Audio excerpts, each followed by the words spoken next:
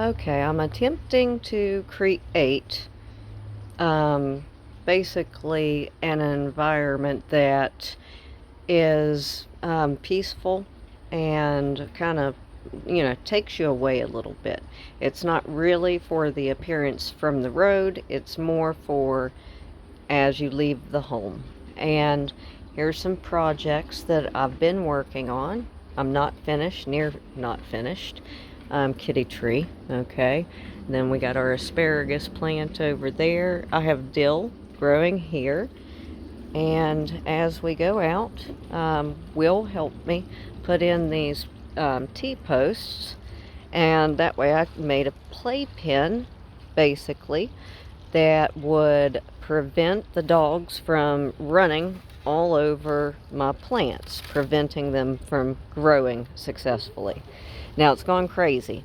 Okay, we're in the actual playpen, and here I'm actually growing peas that are with these beautiful pepper plants that were given to me, and they're supposed to be very dark peppers. In fact, we have one right here. Let's see, it's hiding. Look at that. That is crazy. That's purple. Or, well, it's black actually. And it's cool. Thank you, Mandy. Thought this would be a great little area for a big old sunflower. That's cauliflower. It didn't do well. It's not getting heads. Here is the zucchini. Turns out I don't really even like zucchini. Now here, these are 3 plants. Gosh, that's so huge. It is just so huge. These are patty pans. There's one more. Sunflower. And these patty pan squash are delicious. I love them.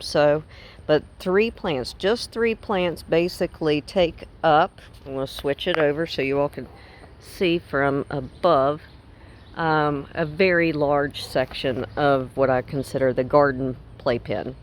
Now, we have squash. We've already gotten 2, and here, hiding, we see, more squash, and it's ready to harvest.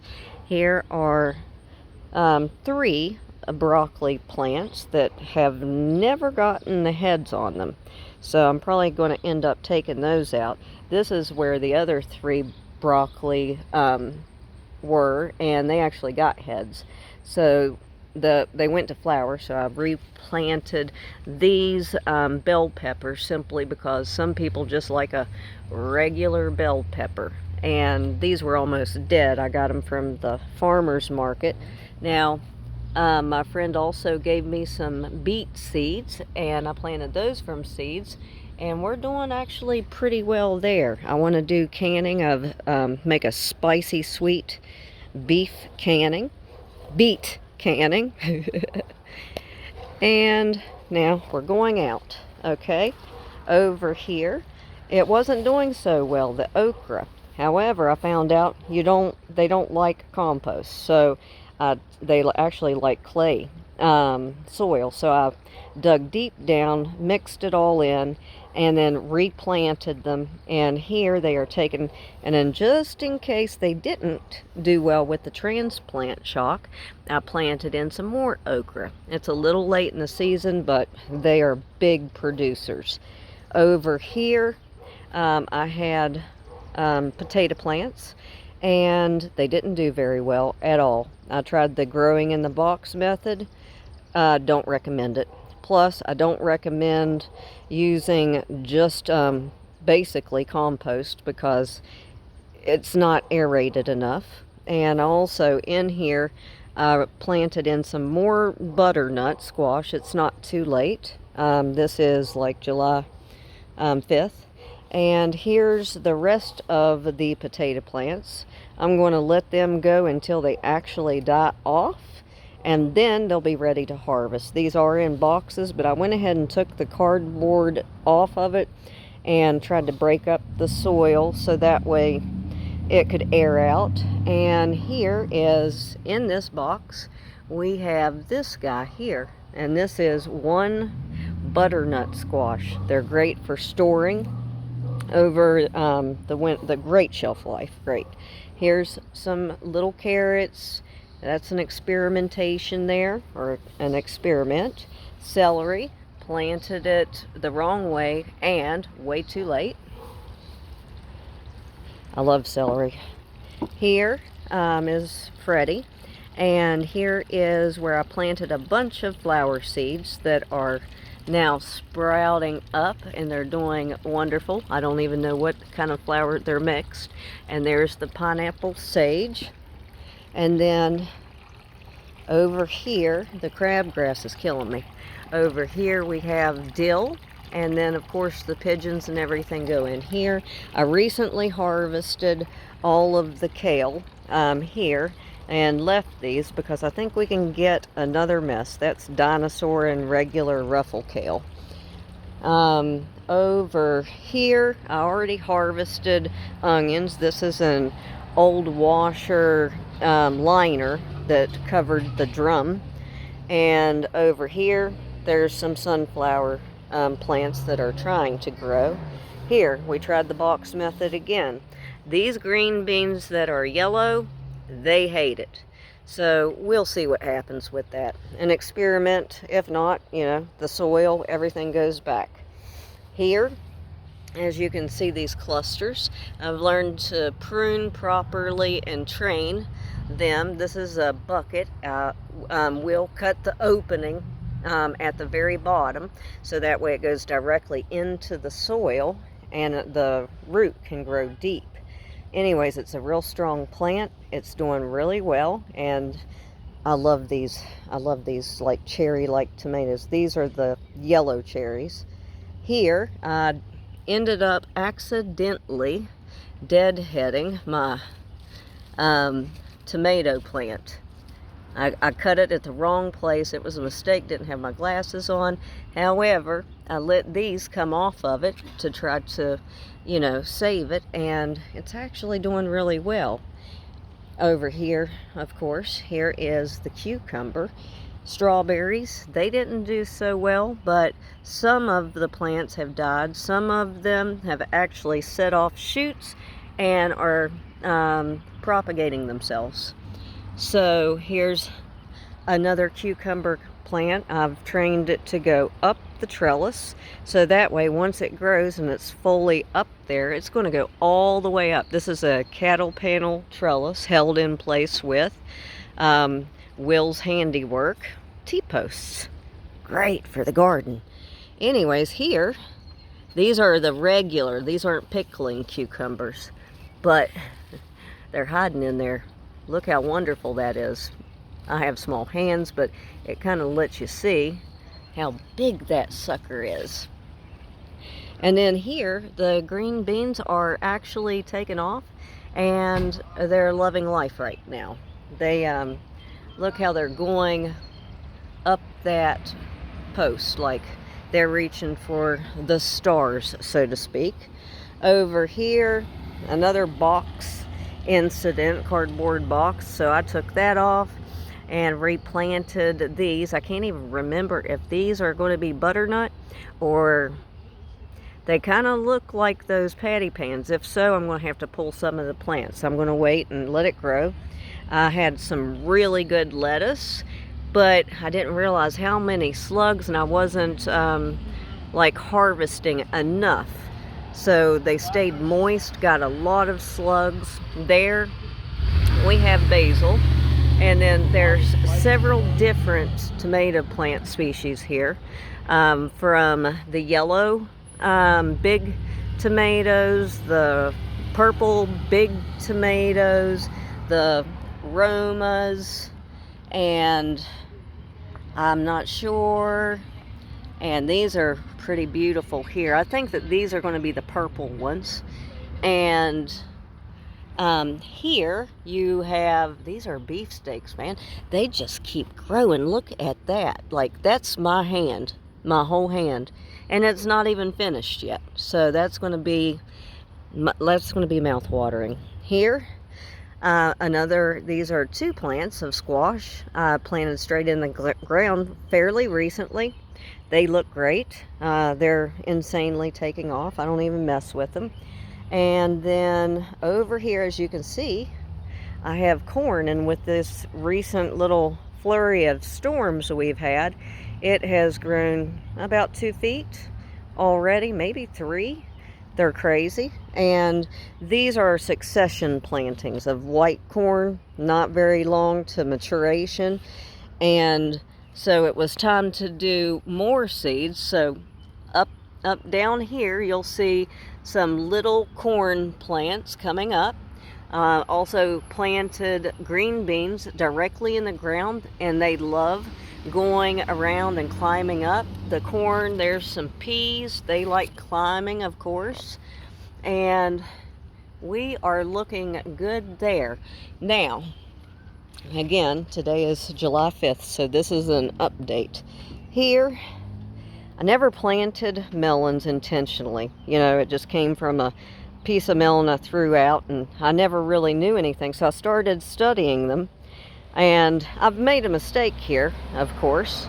Planted too many, and this space here is not very long. I'd say this space is probably maybe 25 feet and or less. And so it just goes. And then, of course, the pumpkin plants are extremely aggressive. So the pumpkin plants, and I had to research this, is the pumpkins, just like the cantaloupe and the watermelon over there, you know, they get their fruits, but to get the big pumpkins, and these aren't like, these are the regular jack-o'-lantern pumpkins. You can't really, they're not meant for eating. But you can see it's like got so many fruits. That's way too many pumpkins. Okay, so they said to stop the main stalk from growing, you know, at about 10 feet. I let it go 12. And at that point, that is when you're supposed to cut it so it won't grow anymore, and it will just focus all of its energy on those pumpkins. And some of those pumpkins, I'm going to have to cut those off, so that way it'll focus like maybe on probably 10, because there's 1, 2, 3, there's 4 vines growing here, and they're unruly. Like this one here is trying to escape by climbing up the fence. Like, how's a pumpkin going to grow on a fence? It's going to be too heavy. So they have actually crawled over here, and what we're under right here is a homemade trellis to get my grapevine back in, because the city will chop it off if it goes crazy like it was. And it was, because I was sick and it was crazy. So they cut it off. I thought it was dead. Lo and behold, last summer it had grapes, and they were delicious the first time we ever had them. Now here, as you can see, these beautiful grapes. Now those over there, you know, they've rotten. You're going to have that, and that's fine. But we have grapes all over the place here. Even over there across this fence, which I did not want. But, you know, because eventually I'm going to move this fence over there and the rear part of the yard. And that way I'm going to create a living space out there, an intentional living space, you know, with a grill and a fire pit and everything. So here is the top of this grapevine. It is absolutely flourishing. I haven't pruned it because it was already pruned by the city unintentionally. Well, they were intentional about it, and it happened to be the best thing for it. Like, that's what's giving it fruit. You got to prune these babies. Now, here's a big project. We found a shipping crate that was somewhat broken, and it was in the trash at Hooten. So we got that, put it on top of the vehicle, and got a bunch of peppers, and did a raised garden bed. And here, had you seen it the day before yesterday, you would see it was way too crowded. I didn't know how, I never pruned a pepper plant, and you're really not supposed to do fruit first, like the tomatoes over there. Fruit first, it drains the energy from the strength of the plant to grow and get stronger. So I went ahead and started pruning. Didn't have the heart to leave to cut these fruits here, these peppers. These peppers are mild, spicy banana peppers. I'm going to use that for canning the pepper and the hot pepper and sausage. Well, they're wieners, and it's a church thing, and tomatoes. And then here, of course, my favorites are these poblanos. And I love poblanos. Sometimes they're too hot, but that's usually what I like to use those for a lot of things. They keep, when you cook them, they actually keep their color. They're brilliant. You know, they're just, I like to stuff them, cornbread, crab meat, chicken, cheese, all that stuff. Just keep on, keep on. And then, of course, you want to use those for the canning of salsa and stuff. Here we have, these are called Marconis, and it's an Italian pepper that ends up being sweet. They're ripe when they turn red. These are crazy. I've never seen these before. Had to try it out. These are called cherry bombs. These are ripe when they turn red, and they're supposed to be a bit hotter than the than my poblanos. Okay. And then, you know, you got to have the eggplant. So I pruned the eggplant, and you can see pruning, like the tomato, the peppers, like when it gets that woody ground there, that means it's nice and established, and it's ready to be definitely pruned.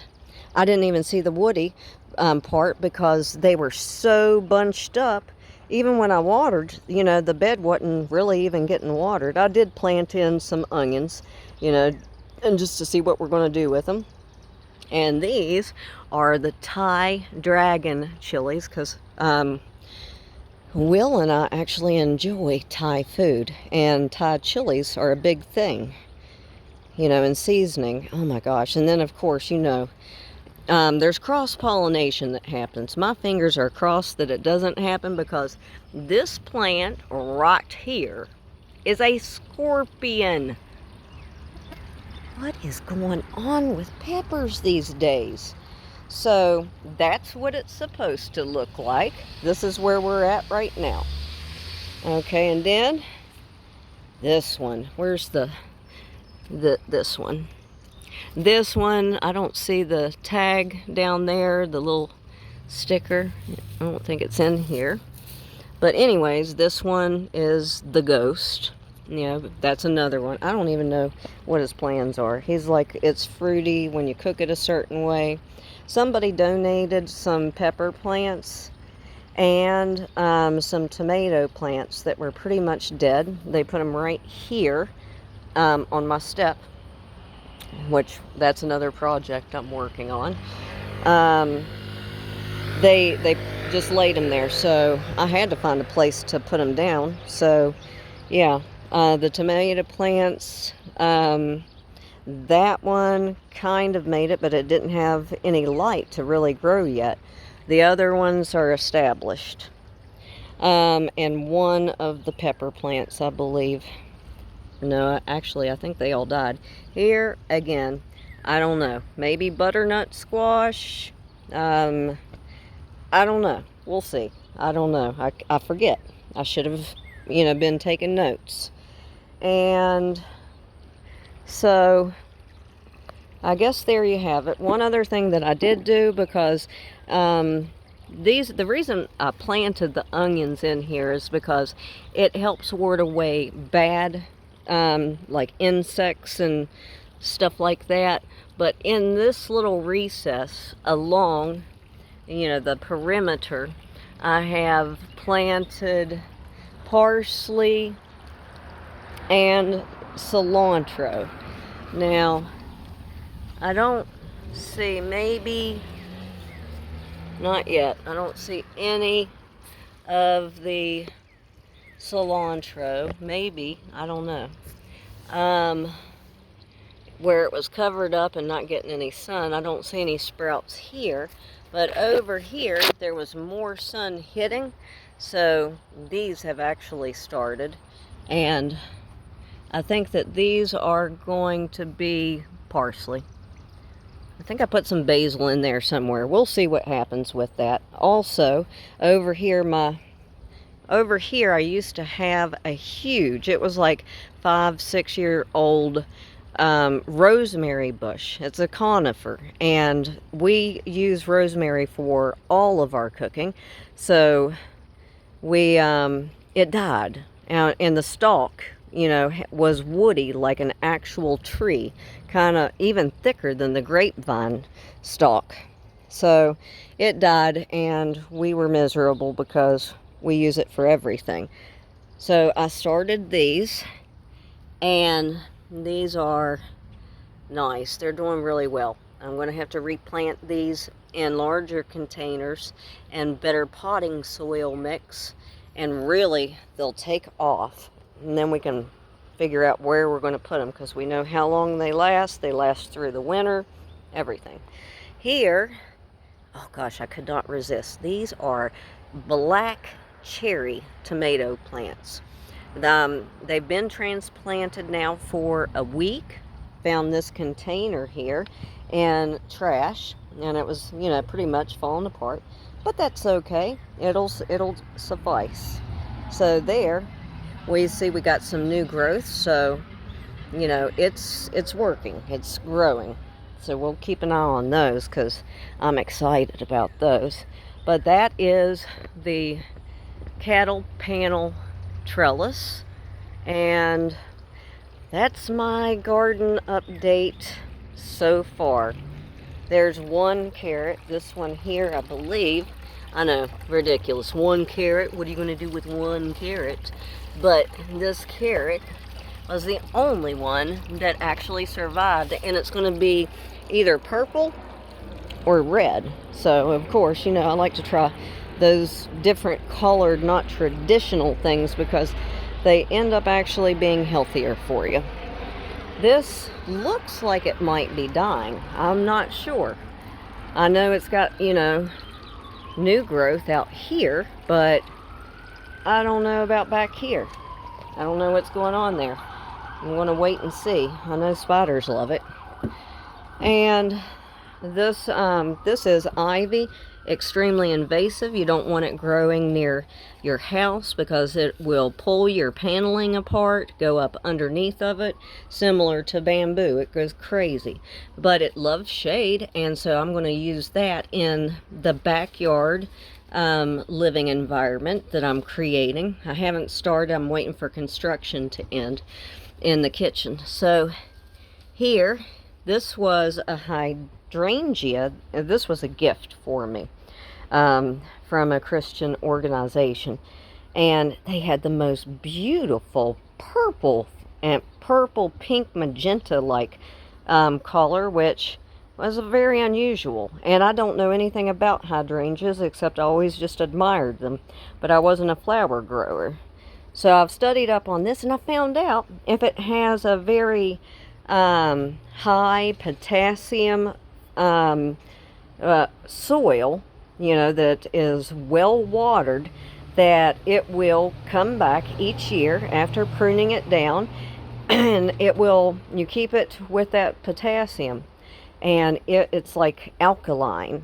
That's what they call alkaline soil, and it will make that color. And then if you went with like a nitrogen rich soil, then it will be blue or deep purple. There's the onions over there that I harvested.